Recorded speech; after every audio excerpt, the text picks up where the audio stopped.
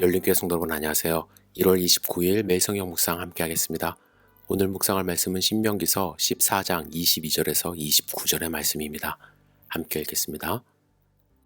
너는 마땅히 매년 토지 소산의 11조를 드릴 것이며 내 하나님 여호와 앞 곧 여호와께서 그의 이름을 두시려고 택하신 곳에서 내 곡식과 포도주와 기름의 11조를 먹으며 또 내 소와 양의 처음 난 것을 먹고 내 하나님 여호와 경유하기를 항상 배울 것이니라.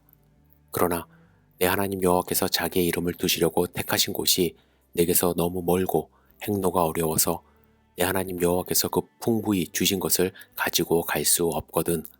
그것을 돈으로 바꾸어 그 돈을 싸가지고 내 하나님 여호와께서 택하신 곳으로 가서 내 마음에 원하는 모든 것을 그 돈으로 사되 소나 양이나 포도주나 독주 등 내 마음에 원하는 모든 것을 구하고 거기 내 하나님 여호와 앞에서 너와 내 권속이 함께 먹고 즐거워할 것이며 내 성읍에 거주하는 레위인은 너희 중에 분깃이나 기업이 없는 자이니 또한 저버리지 말지니라. 매 3년 끝에 그 해 소산의 10분의 1을 다 내어 내 성읍에 저축하여 너희 중에 분깃이나 기업이 없는 레위인과 내 성읍에 거류하는 객과 및 고아와 과부들이 와서 먹고 배부르게 하라. 그리하면 내 하나님 여호와께서 내 손으로 하는 범사에 내게 복을 주시리라. 아멘. 많은 분들이 11조 헌금에 대해서 부정적으로 생각하시는 경우가 있습니다. 11조는 오늘 본문에서처럼 구약 시대에만 있었던 것이기 때문에 현대교회에서 강조하는 것은 교회 재정을 마련하기 위한 방편일 뿐 성경적이지 않다고 생각을 합니다. 그리고 신약에는 11조에 대한 강조가 없었을 뿐만 아니라 초대교회에서 11조가 아예 없었다고 말하며 11조를 거부하는 분들이 많이 있습니다. 하지만 여러분 11조는 단순히 교회의 재정을 위한 헌금의 한 방편이 아닙니다. 가장 중요한 것은 11조는 우리가 하나님을 믿는 믿음의 표현입니다. 그리고 11조는 믿음의 공동체를 유지하고 발전하게 하는 성경적인 방법이라고 할 수가 있습니다. 그렇다면 왜 11조가 우리 믿음의 표현이라고 할 수 있을까요?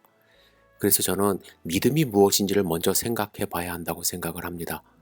우리가 하나님을 믿는다는 것 5가지 의미를 포함하고 있습니다. 첫 번째는 하나님의 현존을 신뢰하는 믿음입니다. 하나님이 그들과 우리와 늘 함께 하신다는 절대적인 믿음을 갖는 것이 바로 믿음이죠. 여러분은 하나님이 우리와 함께 하신다는 절대적인 믿음이 있습니까? 하나님이 함께 하신다는 믿음을 가진 사람은 2가지 삶의 모습이 나타나요. 하나님을 두려워하는 마음입니다.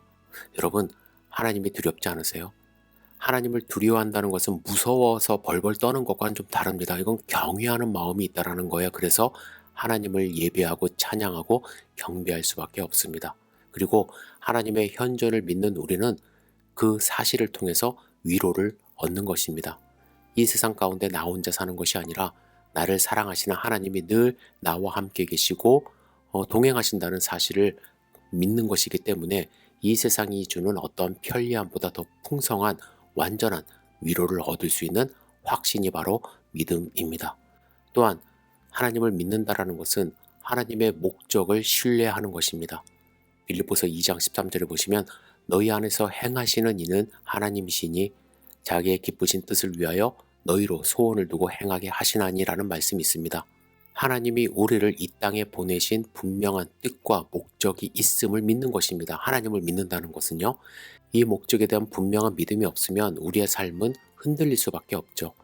우리가 직장에 다니는 이유, 가정을 함께 꾸려나가는 이유도 하나님의 목적을 분명히 믿기 때문입니다. 또한 믿는다라는 것은 하나님의 보호를 신뢰하는 것입니다.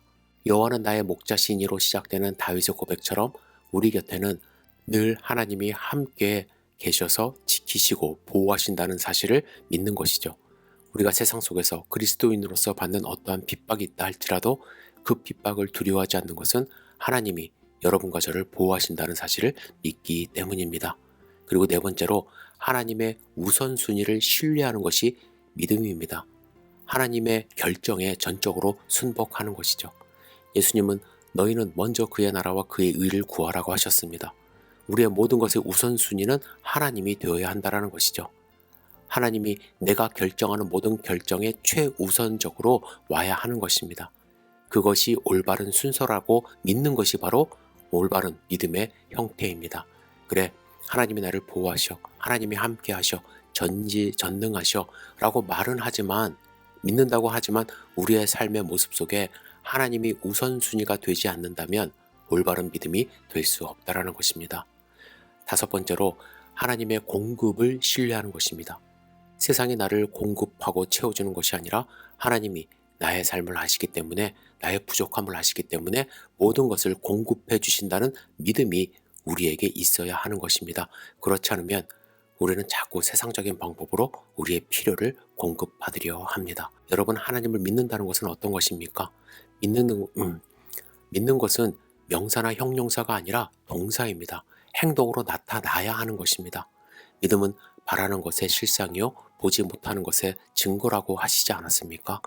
믿음은 보이지는 않지만, 만질 수는 없지만 우리의 삶의 모습으로 증거되어지고 우리의 삶의 방식으로 드러나야 하는 것입니다.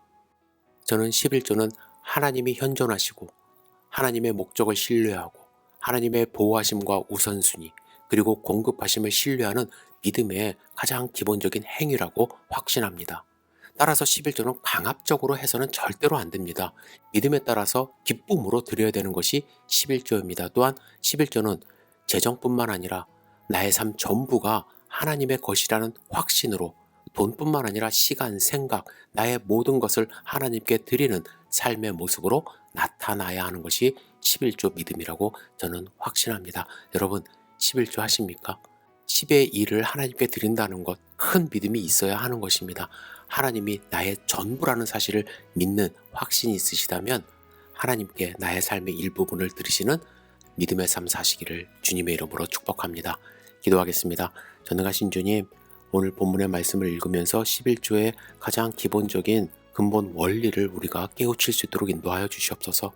나의 것을 하나님께 드리는 것이 아니라 하나님이 주신 것의 일부를 하나님께 되돌려드리는 믿음을 가질 수 있도록 인도하여 주시고, 재정적인 것뿐만 아니라 우리의 삶 전체를 하나님께 드리는 삶을 살 수 있도록 축복하여 주시옵소서. 예수님의 이름으로 기도드렸사옵나이다. 아멘.